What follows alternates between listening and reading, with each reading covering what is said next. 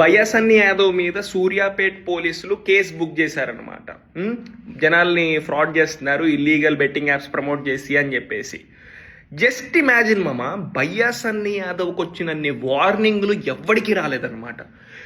Podcast Vamsi అన్న కూడా react అయ్యాడు భయ్యా సన్నీ యాదవ్ మీద. ఎంతమంది రియాక్ట్ అయ్యారు మామ? నాన్ వేషన్ అయితే వామ్మో కొట్టి కొట్టి కొట్టి కొట్టి కొట్టి చంపేశాడు ఆల్మోస్ట్. అయినా కూడా జస్ట్ ఇమాజిన్, వినుంటే ఎంత బాగుండేది మామ. మనోడు ఏం చేసేవాడు తెలుసా? ఎవరన్నా వద్దన్నా సరే, ఎవరిని ఏమన్నా చెప్తున్నా సరే వాళ్ళని తిట్టేవాడు ఫుల్.